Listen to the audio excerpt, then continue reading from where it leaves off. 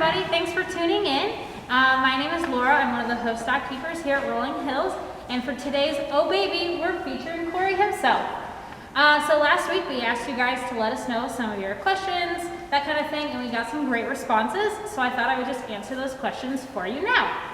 So the first question we got is, does Korey recognize his name?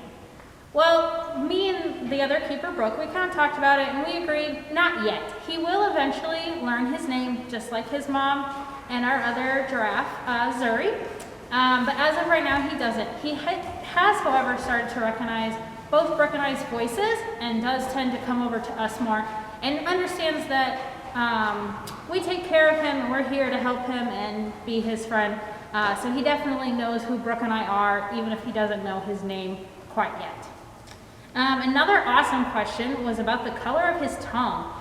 This person wanted to know if it was any different when he was a baby as to when he'll be an adult. The answer is actually it won't change. So giraffes have a very dark, almost purpley black tongue, and that was the color when he was born, and it'll stay that way. His tongue will just get bigger, obviously.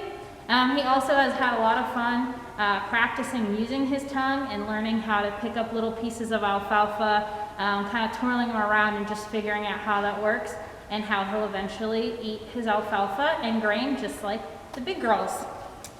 So another question was about his weight. It was wondering if we had a first weight and a recent weight. So we actually have never gotten a weight on him.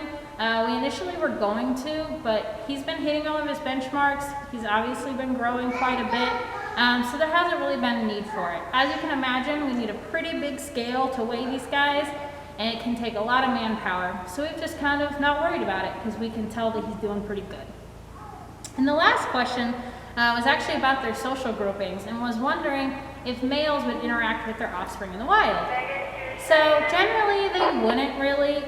In the herds there are a couple males, but they're really there more for breeding. And then a lot of the males are also, once they're reach sexual maturity, they tend to be on their own in the wild. So they would not necessarily interact with the calves. That's really more the mother's job. And the mothers will also help each other out. So, they might watch the calf while mom eats a little bit, and that kind of a thing. So that tends to be more their group dynamics of the moms all helping each other out. So thanks again for tuning in and these awesome questions. Keep them coming. We love having questions. Sometimes it's hard to know what people want to know about him because we see him every day and get to hang out with him. So thank you and have a great day.